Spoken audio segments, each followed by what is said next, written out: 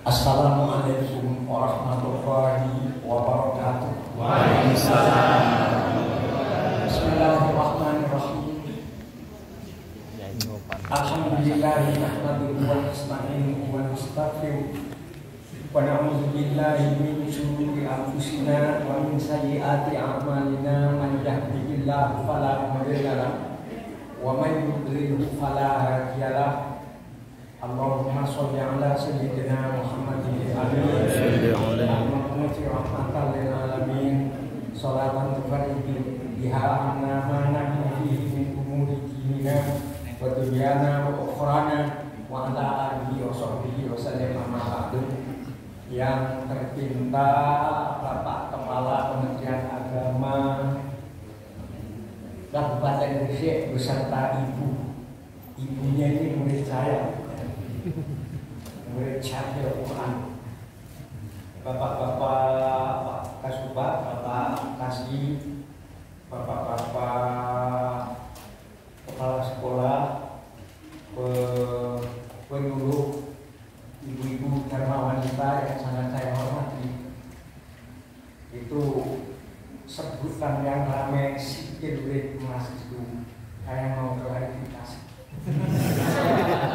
Jadi saya itu kan dipanggil di sikil emas, walaupun pidato di kementerian itu dipanggil sikil emas. Itu sebenarnya ada keliru. Jadi sikil emas itu kumpulan buku, kumpulan puisi saya. Jadi judul buku.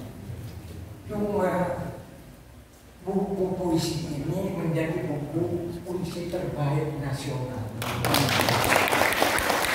pada tahun 1990.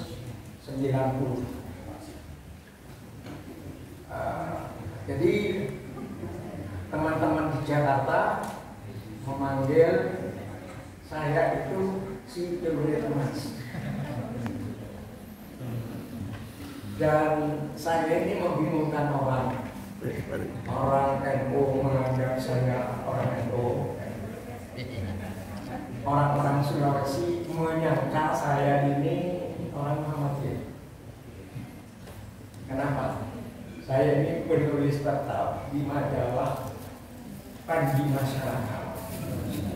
Ya, yang punyanya dia Hamka, penulis tetap bersama Karno.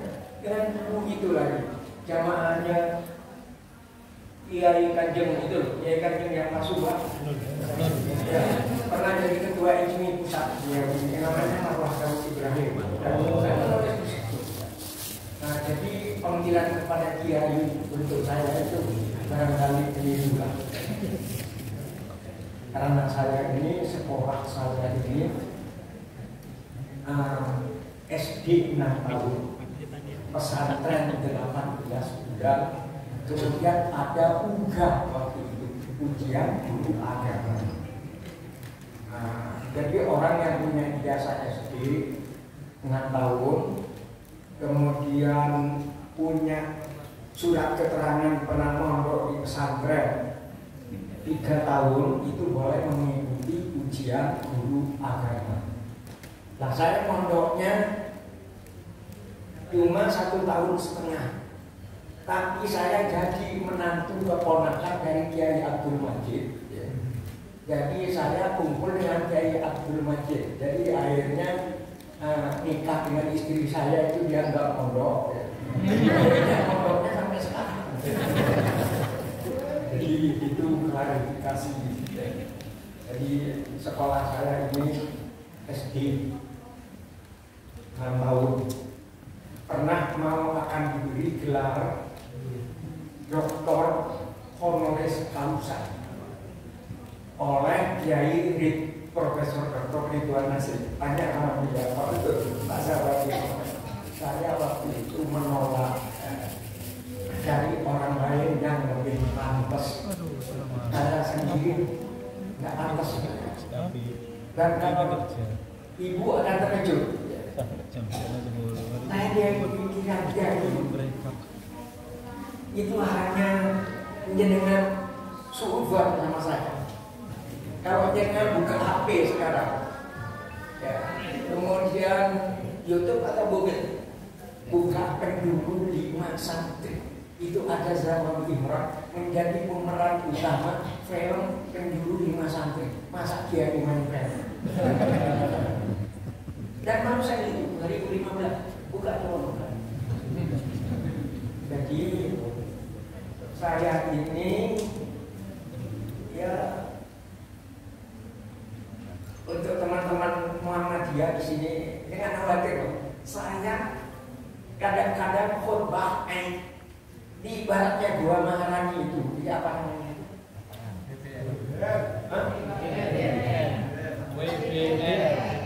Ya, inapnya di teman Muhammadiyah yang punya rumah makan namanya di Topan.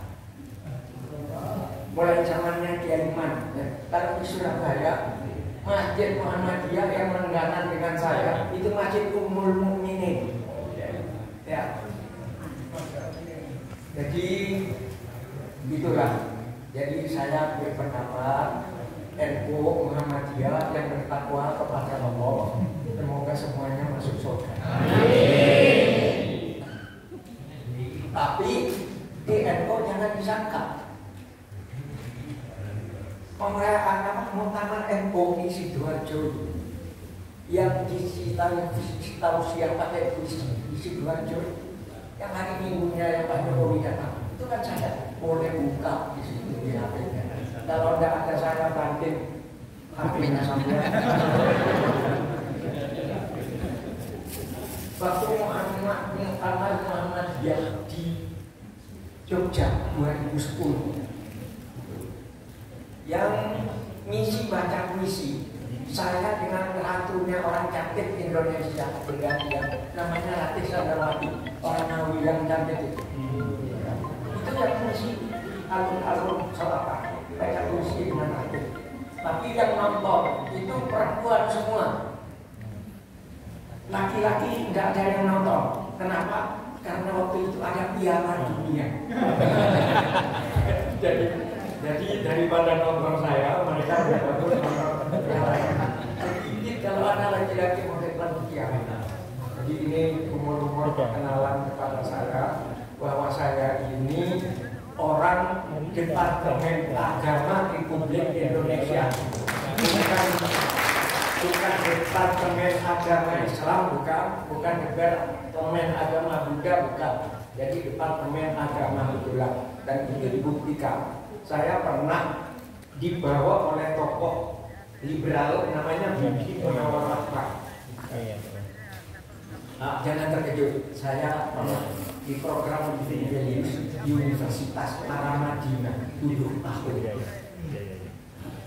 7 tahun, jadi saya ke Ambon, kemudian mendamaikan orang Madura yang berkelahi dengan orang daerah. Sekarang saya senang bertemu dengan wajah-wajah yang tiap hari 5 kali dibasuh dengan air wudhu. Jadi pertemuan wajahnya menjadikan dengan wajah saya pertemuan yang sangat indah. Karena bisa dimungkinkan. Karena malaikat bukan orang gila. Orang yang bertakwa kepada Allah itu tak mungkin dimasukkan ke dalam neraka.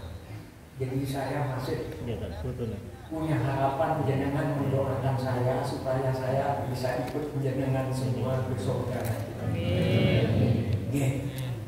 Nah, kemudian baru ke halal-bihalalnya semua mendengar masalah halal bihalal ini.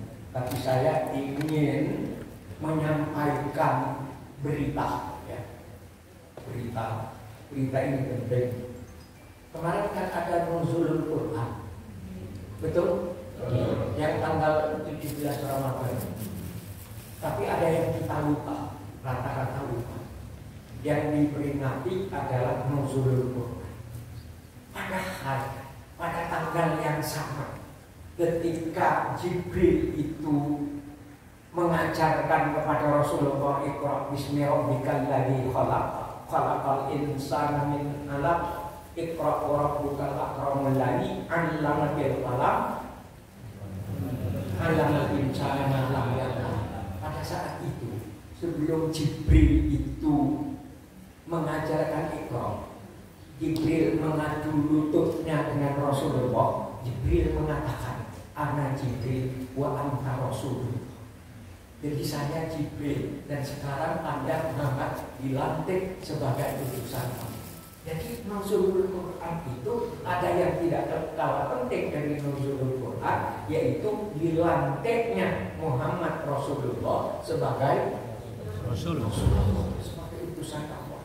Tapi ada perayaan pelantikan Rasulullah. Nah, begitu saya menyatakan di TV, ya, ramai-ramai rektor-rektor yayasan seluruh Indonesia termasuk rektor UIN Makassar itu menanggapi, menulis beliau, terima kasih Pak Zawawi, terima kasih, kami ingatkan. Jadi bahkan ada yang mengatakan kita berpuasa Ramadan itu untuk mendapatkan Lailatul Qadar yang nuzul Quran. Turunnya petunjuk Allah ke dalam diri kita sehingga diri kita terisi penuh oleh maknanya Quran dan maksudnya Al-Quran. Dan berarti kalau kita mendapatkan Lailatul Qadar, berarti kita mendapatkan nuzul Quran, kan begitu. Bahkan Buya Hamka itu mengatakan bahwa kita berpuasa sebulan Ramadan itu untuk merayakan Al-Quran, supaya Al-Quran itu tidak diturunkan kepada Rasulullah saja, tapi diturunkan masing-masing kita yang berpuasa. Saya setuju dengan itu, yang tidak setuju nggak masalah. Masa diberi hidayah Al-Quran dalam hati kita, nggak mau? Nggak mau. Nah, tapi yang rayakanlah dengan puasa yang benar, dengan puasa yang benar. Kalau puasa kita benar, luar biasa. Man shoma Ramadan imanan wa ihtisaban ghufira lahu ma taqaddama min dzambi. Barang siapa yang berpuasa sebulan Ramadan dengan iman dan penuh muhasabah, mencari kesalahan sendiri dan bertobat kepada Allah, kalau diampuni oleh Allah, sama dengan hari raya Idul Fitri, sama dengan orang yang tidak berdosa. Jadi bulan puasa itu betul bulan maghfirah, bulan ampunan dari Allah. Sebab ada hadis yang menyatakan at-taibu minadz dzambi kama la dzambalah. Orang yang bertobat dari semua kesalahannya dan kemudian diampuni oleh Allah sama dengan orang yang tidak berdosa. Kalau diampuni kan sama dengan orang yang tidak berdosa. Cuma habis Idul Fitri jangan bikin dosa lagi, ya, jangan bikin dosa lagi. Soal siapa yang jadi presiden silakanlah, ya. Ya, tidak usah memfitnah salah satunya, ya, tidak usah. Dari pekerjaan lain yang lebih bermanfaat. Itu antara lain. Ada satu hal yang tidak kalah penting sesudah kita Idul Fitri. Sampai saya pikirkan Idul Fitri itu bulan yang sangat indah, bukan bulan hari yang sangat indah. Kenapa? Ada puisinya. Ingat dengar puisi? Bunyinya begini. Buah mentimun, buah labu, buah yang merah bernama saga, mencium tangannya ayah dan ibu, akan terasa harumnya surga.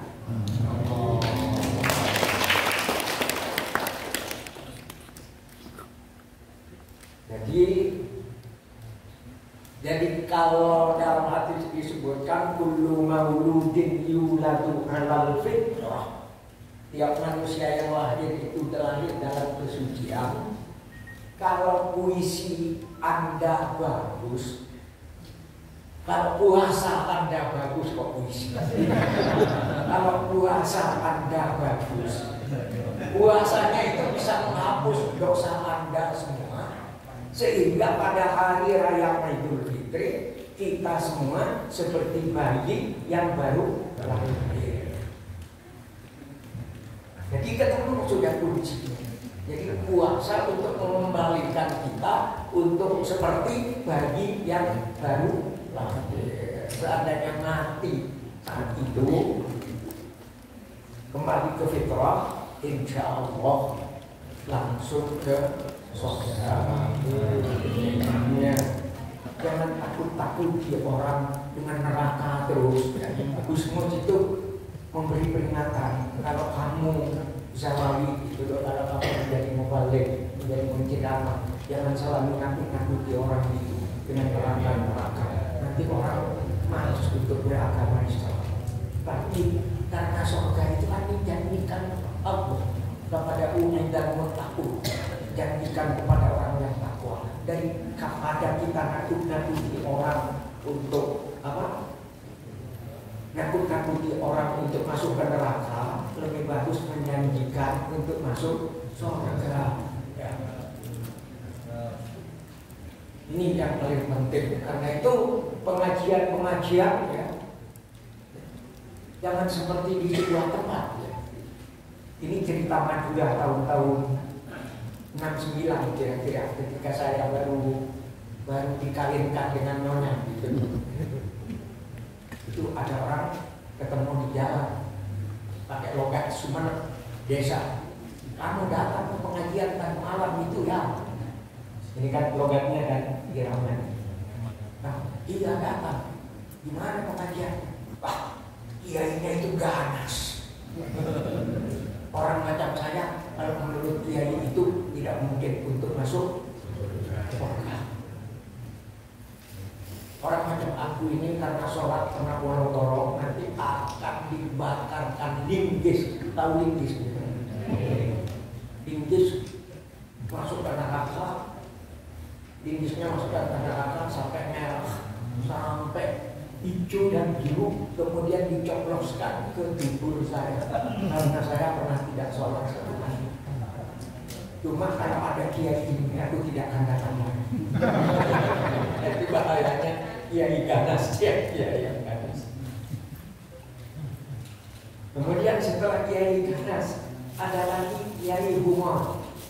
Pengajiannya itu mulai awal sampai akhir isinya melucu-melucu.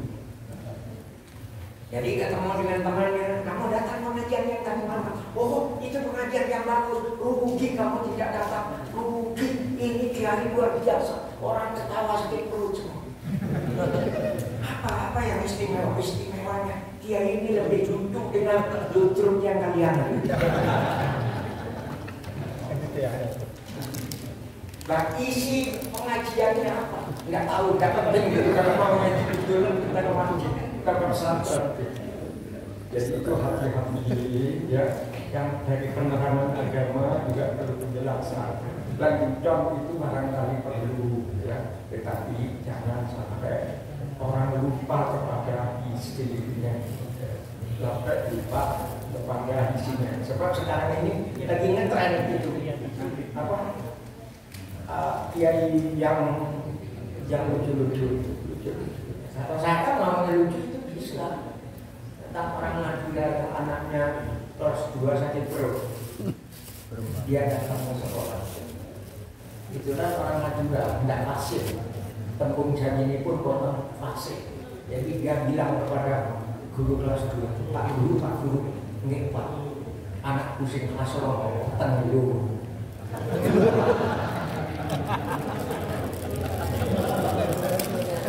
Kok sakit Pak, kok sakit? Kayak ngomong mangan radiator.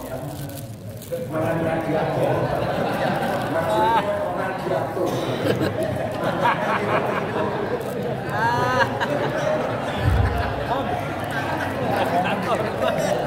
Mantap kan ya? Nek mana? Tinggal dulu ketawa terus.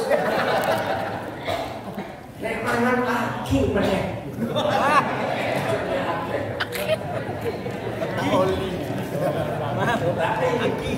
Sampai ojo kuatir Mas Guru. Mungkin bos mlebu. Kok sore tak gowo nyang Israel. Israel itu tebih Pak, ini kok tepi barat Gaza. Enggak, iki Israel yang didapet Nakromo. Ternyata RSAN.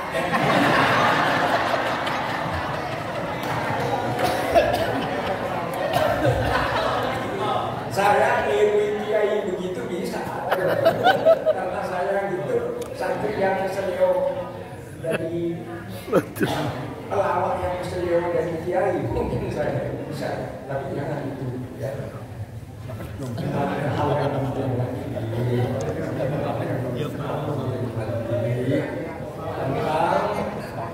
perlu kita malam-malam merenungkan kembali nikmatnya tarawih, nikmatnya berbuka, nikmatnya cerita dengan teman-teman, nikmatnya sahur, itu dicari kenikmatannya.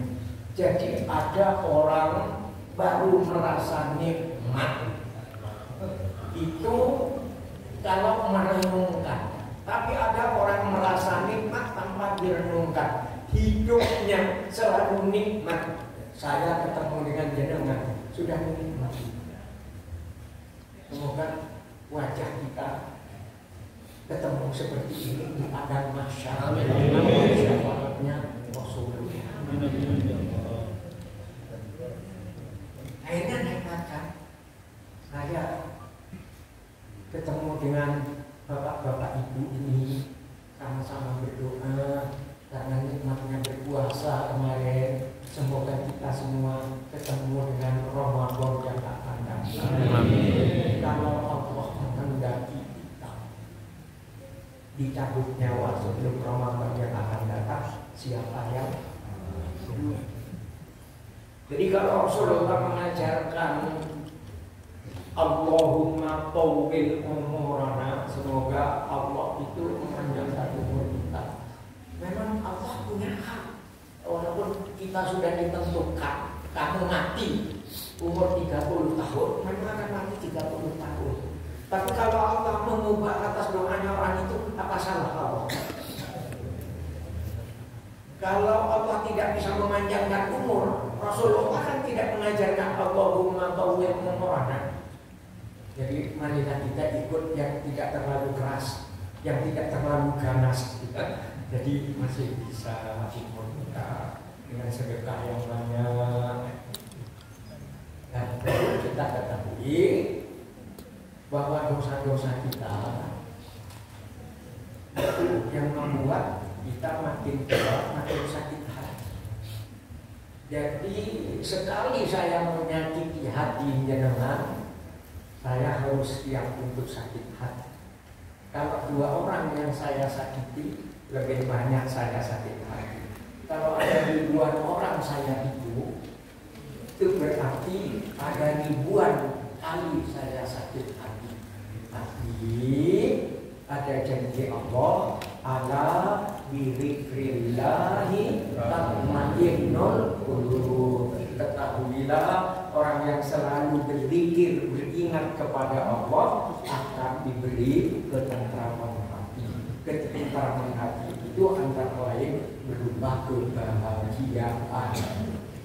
Ibu-ibu yang ngajar, bapak-bapak yang ngajar keluar dari rumahnya sudah minta izin kepada Allah dengan Bismillahirrahmanirrahim, la haula wala quwwata illa billah.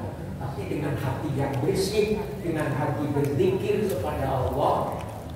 Tiba di jalan ada seekor burung berterbang di pohonan. Kok burung ini sendirian, tidak ada pasangannya. Kemudian didoakan semoga burung ini segera mendapatkan pasangan. Amin. Sehingga dia hidupnya berbahagia walaupun seekor burung. Jadi orang yang hatinya bersih, burung pun didoakan. Lewat di sawah yang berkekurangan air, siapa ini yang punya sawah, ya Allah, tolong cepat turunkan hujan sehingga sawahnya ini bisa mendapatkan air dan tumbuh padinya menjadi lebih cepat dan padinya bisa memakmurkan kampung dan desa. Ketemu dengan tukang ojek, didoakan semoga tukang ojek itu cepat mendapatkan penumpang agar dia bisa mengirim anaknya yang mondok di mana. Ketemu dengan bakul bakso, didoakan semoga baksonya laris supaya kita bisa anaknya bisa disekolahkan ke perguruan tinggi. Jadi itulah gunanya hati yang bersih, selalu berbahagia. Saya ketemu dengan jenengan ini berusaha untuk berbahagia, untuk mengingat panjenengan satu persatu kan tidak mungkin ya. Tetapi secara global ya, jenengan tersenyum, semoga senyumnya jenengan